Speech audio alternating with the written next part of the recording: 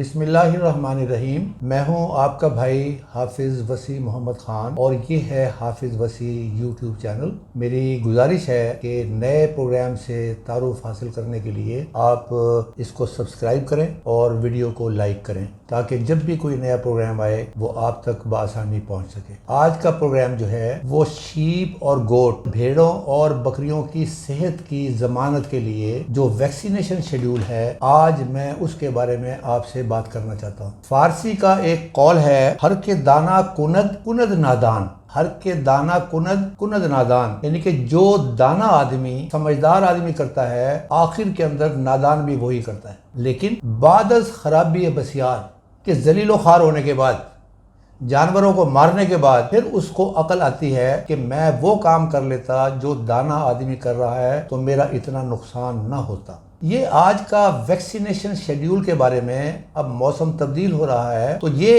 एक प्रोग्राम तरतीब दिया गया है ताकि आपको बताया जा सके कि शीप और गोट एक बहुत अच्छा कारोबार है, लेकिन इसके अंदर 54% मॉर्टेलिटी है। अगर वो 54% जानवर बच जाएं किसी तरीके से तो फिर आप देखिए कि इसका बेनिफिट क्या है। फिर वाकई ये एक प्रॉफिटेबल बिजनेस है। ये प्रोग्राम सैयद मोहम्मद अली शाह साहब ने करना था, लेकिन उनकी तबीयत कुछ खराब है। मैं चाहूंगा कि आप भी उनके लिए दुआ करें और मैं भी दुआ करता हूं कि अल्लाह ताला उनको और उनकी फैमिली को अपनी हिफ्ज़ अमान में रखे। तो जब वो तशरीफ लाएंगे तो फिर किसी और टॉपिक पर उनसे भी बात करवा लेंगे। तो लिहाजा चूंकि अब मौसम तब्दील हो रहा है और मैं नहीं चाहता था कि ये बात और ताख़ीर का शिकार हो जाए, लिहाजा आज मैं आपके सामने ये रखना चाहता हूँ कि अपने जानवरों को मुख्तलिफ बीमारियों से जिनकी वैक्सीनेशन पाकिस्तान में ईजीली अवेलेबल है हम कैसे कर सकते हैं। सामीन, ये बहुत अच्छा कारोबार है,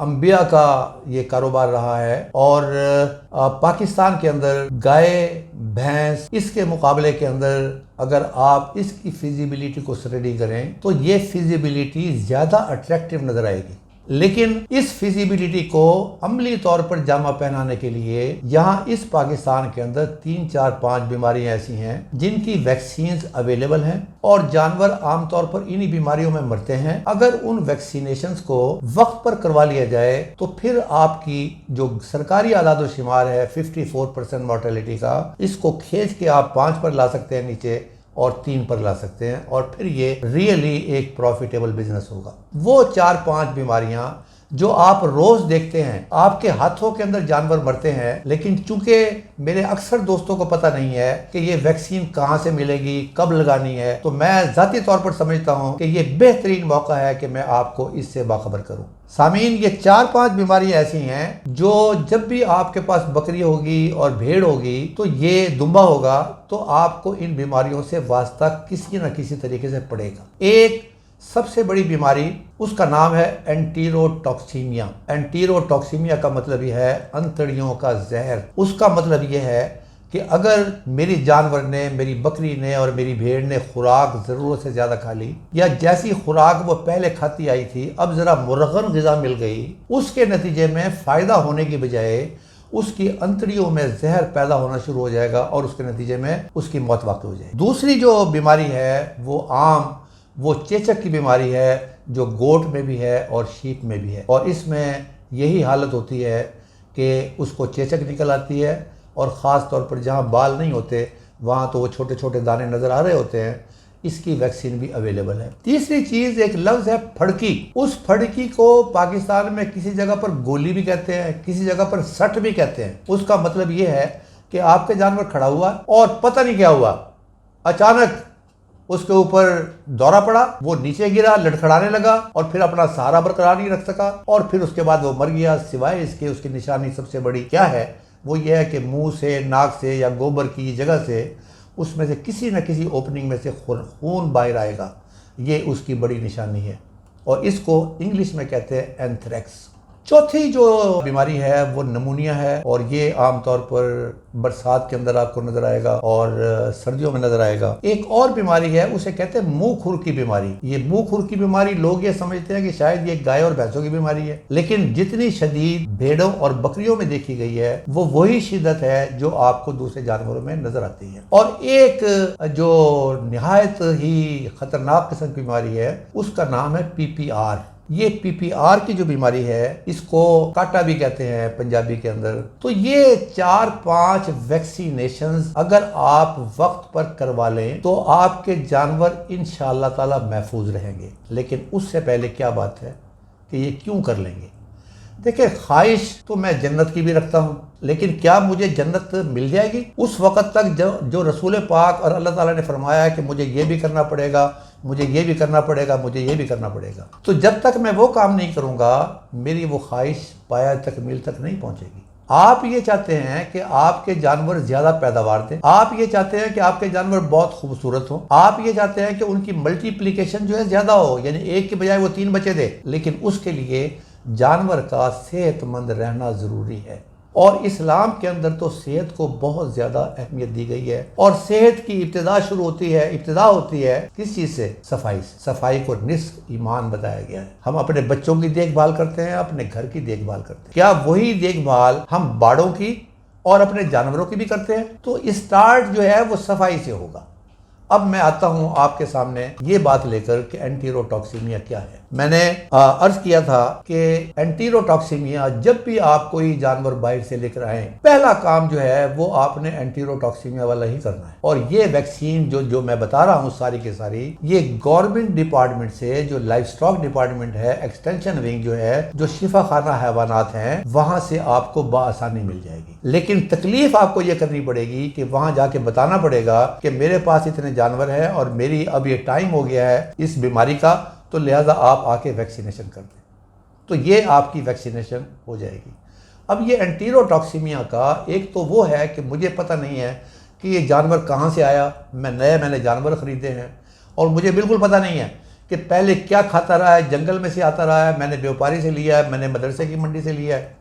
तो ये जब मैं अपने घर लेके आऊँगा तो पहला काम मुझे एंटीरोटॉक्सीमिया की वैक्सीन करनी है। और रीज़न उसकी क्या है? रीज़न ये है कि मैंने एक प्रॉफिटेबल बिजनेस वाला फार्म बनाना है जिसमें खुराक की बहुत बड़ी अहमियत है। मैं उसको अच्छी खुराक दूंगा और वो अच्छी खुराक, वो पुलाव, जर्दा और कोरमा जो मैं अपने जानवर को देना चाहता हूँ, कहीं वो लड़े ना पड़े, उसका उल्टा असर ना हो जाए।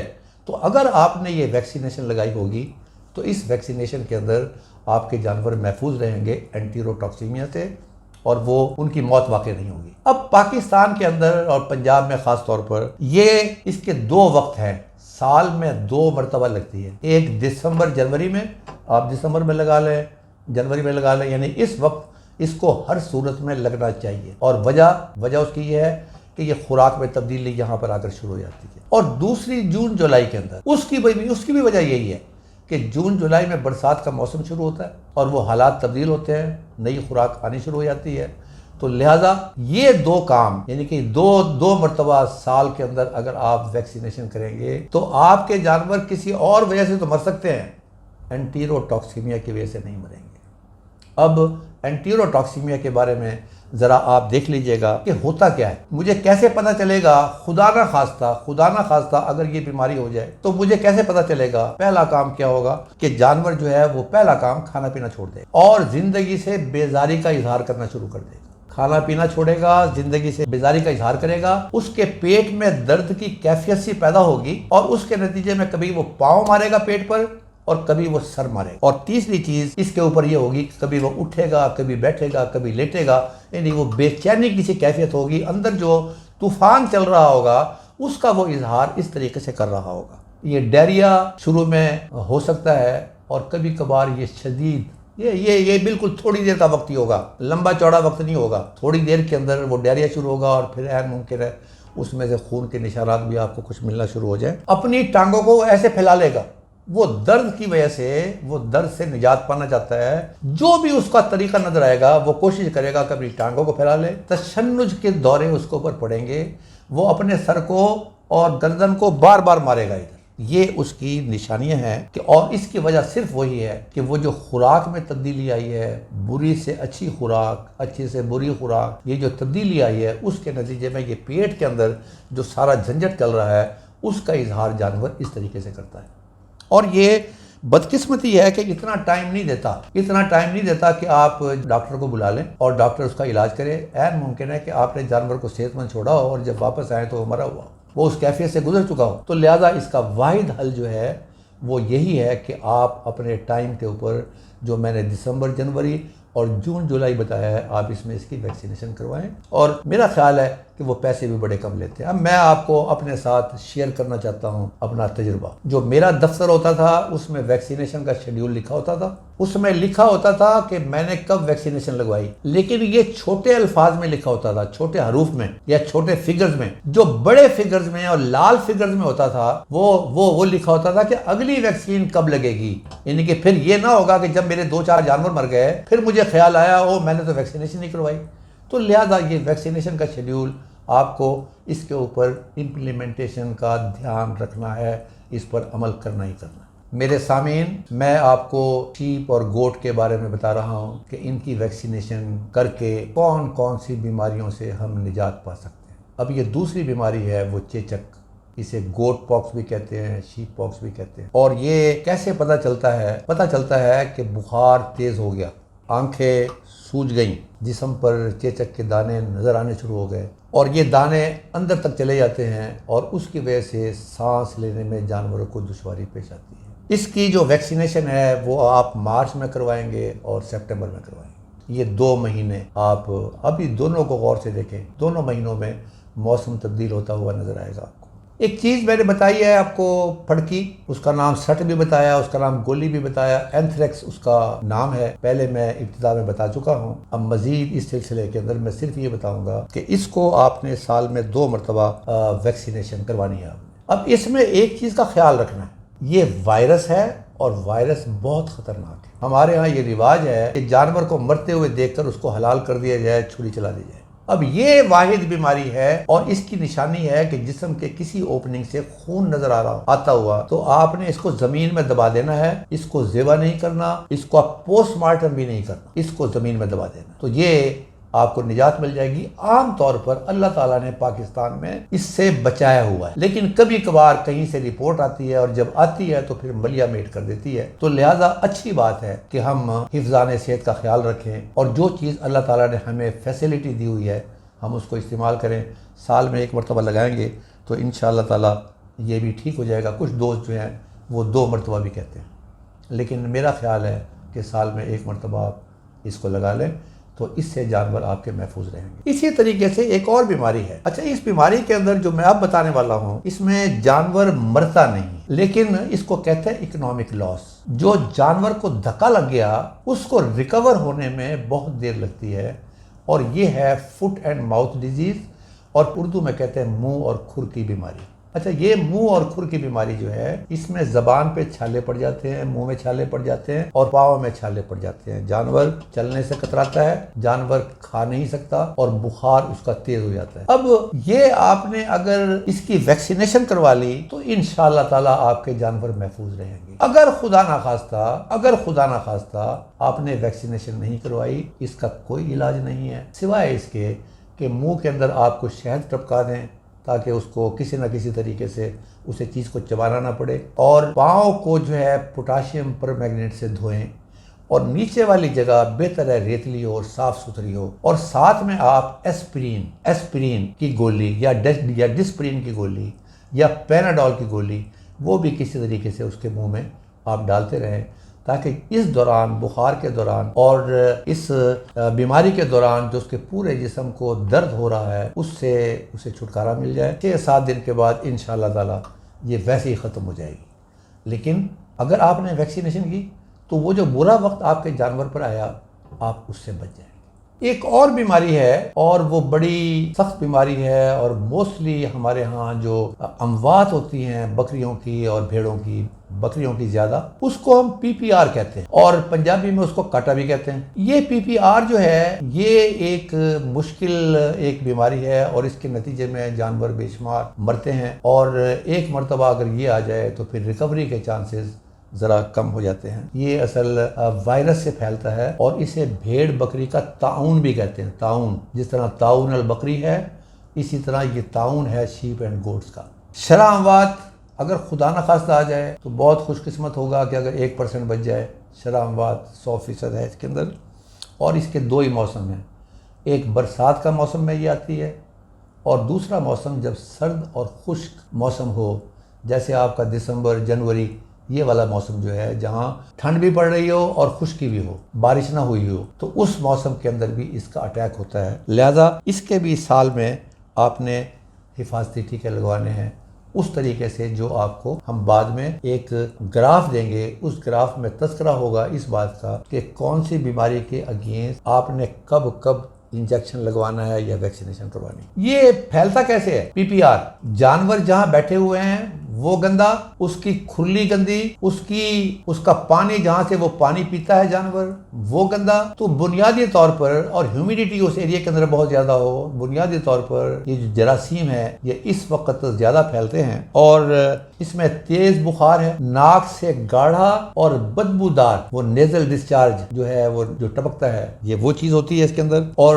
बुखार इसमें तेज होता है, मुंह से राल टपकती है, आंखों में सोजिश और पीप मिला मवाद जो है वो बाहर निकलता है। तेज बुखार, नाक से निकला हुआ मवाद बदबूदार, और जो कुछ उसकी आंखों से निकल रहा है वो पीप से भरा हुआ मवाद उसमें होगा। ये तीन चीजें इसके अंदर खास तौर पर हैं। सांस लेने में दुश्वारी होती है और जो हामला बकरियां होंगी या भेड़ें होंगी उसके अस्कात हमल का भी 100% इम्कान है। इसके भी आप हिफाजती टीके उसके मुताबिक लगाएंगे जो आपको बताया हुआ है। ये मई और नवंबर के महीने के अंदर एक और बीमारी है और इसकी भी वैक्सीनेशन अवेलेबल है। इसको हम पोलियो न्यूमोनिया कहते हैं और इसकी वैक्सीनेशन भी आप करवा लें। लेकिन दूसरी बीमारियों के मुकाबले में जो एंथ्रेक्स बताया और पीपीआर बताई है उसके मुकाबले में ये कम इसका नुकसान है। यानी कि एंटीबायोटिक से और सेहत और सफाई से, वक्त पर दवाई से आप इसका इलाज कर सकते हैं। और ये ज़्यादा, इसका नाम है नमूनिया, और ये नमूनिया का असर जो है ये होता है उस वक्त जब मौसम तब्दील होता है और जानवर को डायरेक्ट हिट होती है हवा की, ख़ास तौर पर बकरियों को, भेड़ों को कम, तो फिर इसका जो है वो अटैक होता है।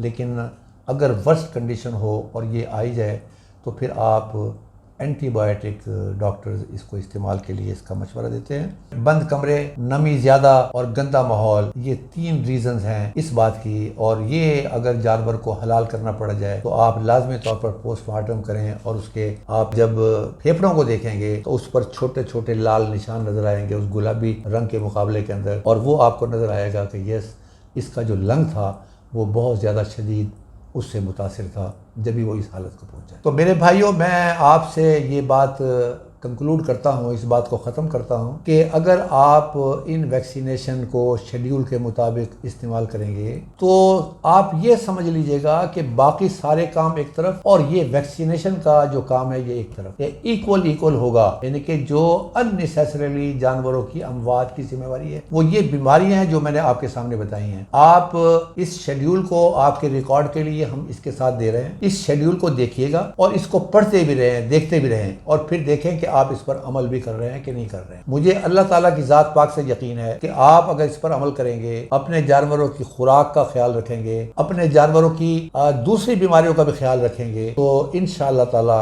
कामयाबी आपके कदम चूमेगी। वमा अलैना इल्लल बलागुल मुबीन।